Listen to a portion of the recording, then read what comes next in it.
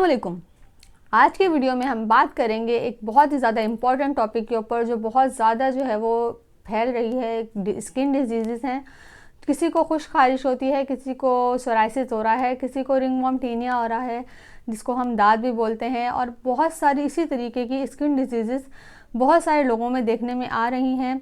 उसकी वजूहात जो हैं वो हमारा आलूदा पानी है, और बहुत सारे जो है वो हमारी जो हमें डाइटली मतलब हमें फूड मिल रहा है उसमें भी इस तरह के फर्टिलाइज़र यूज़ हो रहे हैं जिससे जो है वो हमारी स्किन जो है वो ख़राब हो रही है।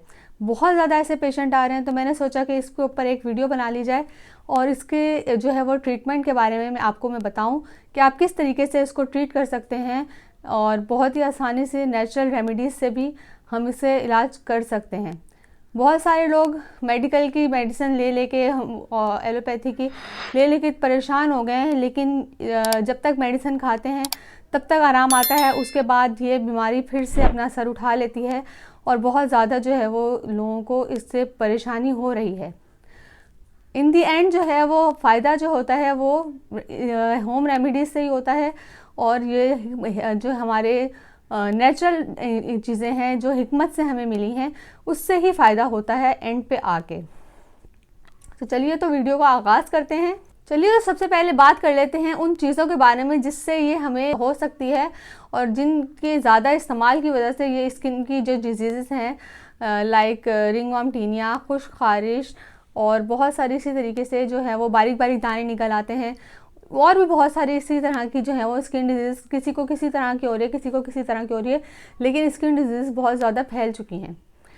तो उनके लिए जो है वो मेन जो आपका है वो है फार्म का चिकन।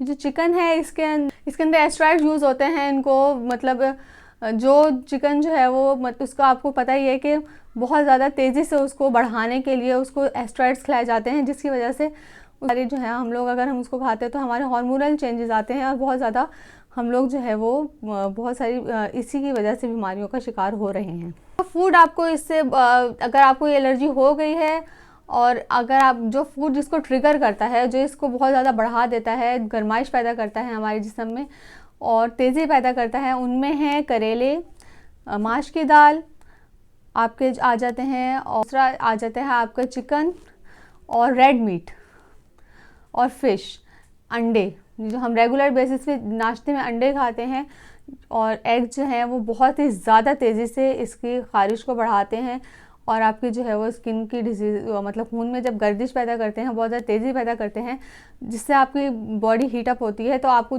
जो है वो एलर्जी के अंदर खारिश महसूस होती है और इचीनेस जो है वो बढ़ जाती है। तो इन चीज़ों को आप लोगों ने बहुत ज़्यादा अवॉइड करना है। ठंडी सब्जियाँ खानी हैं और दही का इस्तेमाल करना है, और बहुत ज़्यादा ऐसी चीज़ें खानी हैं जिससे खून मुसफ़्फ़ी खून हो और जिनसे आपका खून साफ़ हो, और इस मतलब खून के अंदर जब ख़राबी पैदा होती है तब भी ये आपको स्किन डिजीज़ होती हैं। नंबर 2 जो आपने एहतियात करनी है वो ये है कि आपने जो है वो रेगुलर बेसिस पे नहाना है, और जो आप नहाते हैं उस पानी के अंदर आप कार्बोलिक एसिड डाल सकते हैं 1 टेबलस्पून, उससे आप नहाएं, जिससे जो है वो जर्म्स जो हैं वो किल हो जाएंगे।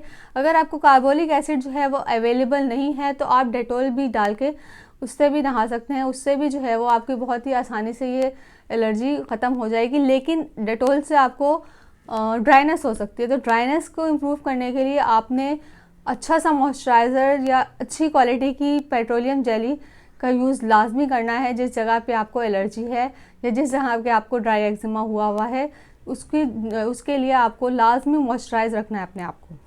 मॉइस्चराइज़ नहीं रखेंगे तो ड्राइनेस की वजह से इचीनेस होगी, खारिश होगी, ब्लड भी आ सकता है, इन्फेक्शन हो सकता है, बहुत सारे आगे चल के बहुत सारे मसले मसाइल आप लोग फेस कर सकते हैं। थर्ड, आप जो डेली बेसिस पे अपना ड्रेस चेंज करते हैं उसको जो है वो और लोगों के साथ जो है वो वॉश नहीं करवाना है। आपने आपके कपड़े जो हैं वो अलग से वॉश होने चाहिए ताकि वो और इसके जर्म्स जो हैं वो दूसरों में ट्रांसफ़र ना हो। अपना टॉवल अलग करें, अपना सोप अलग करें, और बहुत सारी इस तरह की चीज़ें हैं उनको आप अगर सेपरेट रखेंगे तो आपके जो है वो एलर्जी जो है आपकी ठीक भी होगी और लोगों तक नहीं पहुंचेगी, क्योंकि ये हाईली कॉन्टीजियस भी होते हैं। ये जो फंगल इन्फेक्शन जो आपको हो रहे हैं वो एक से दूसरे को ट्रांसफ़र हो जाते हैं। तिब्बी नुस्खा मैं आपको दूंगी जिससे जो है वो चाहे खुश खारिश हो, चाहे आपको किसी भी किस्म का दाद हो, रिंगवर्म टीनिया हो या सोराइसिस तक को भी ये जो है वो इफ़ेक्ट करता है। ये जो रेमेडी मैं आपको बता रही हूँ बहुत ही बेहतरीन नुस्खा है।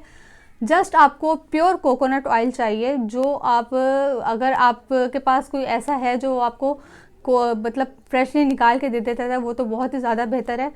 अगर नहीं तो फिर मार्केट से बिल्कुल प्योर क्वालिटी का आपने कोकोनट ऑयल परचेज़ करना है। आपको चाहिए कड़वा तेल, जिसको तारे मीरे का तेल भी कहते हैं। इन दोनों को सेम क्वांटिटी में मिक्स कर लें। उसके अंदर हमने डालना है गंधक का पाउडर, सल्फेट भी जिसको बोलते हैं। गंधक का पाउडर बिल्कुल फाइन सा आपने पाउडर बनवा लेना है। उसके आप 2 टेबल स्पून डालें। आपको चाहिए काफूर, 2-3 टुकड़े आप जो है वो काफूर के डालें। और उसके अंदर आप डालें 1 चम्मच बरिया हुई हुई फिटकरी। बरिया आपने कैसे करनी है, 1 टुकड़ा आपने उसका फिटकरी का लेना है। उसको तवे के ऊपर, जैसे हम लोग सुहागे को खिल करते हैं या बरियां करते हैं, उसी तरीके से आपने तवे के ऊपर रखना है हल्की आंच पे। तो वो पहले मेल्ट होगी और उसके बाद जो है वो फूल जाएगी, वाइट कलर की हो जाएगी पॉपकॉर्न्स की तरह। तो उसको अच्छी तरह से आपने पीस के छान के उसका एक 1/2 टीस्पून जो है वो उसका भी आपने इसमें ऑयल में ऐड कर देना है। इस ऑयल को आप बना के रख लें और अफेक्टेड एरिया को जो आपका है उसको आप जब भी वॉश करें, जब भी उसको साफ़ करें और उस पर आप ये लगा लें। इंशाल्लाह दिनों में आपका ये एलर्जी का प्रॉब्लम, जिस किस्म की भी स्किन डिजीज़ होगी, इसको बहुत आराम मिलेगा और सोराइसिस के पेशेंट को भी इससे बहुत आराम मिलेगा।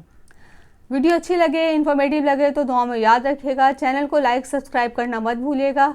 दुआ में याद रखिएगा। अल्लाह हाफिज़, जज़ाकल्लाहु खैरा।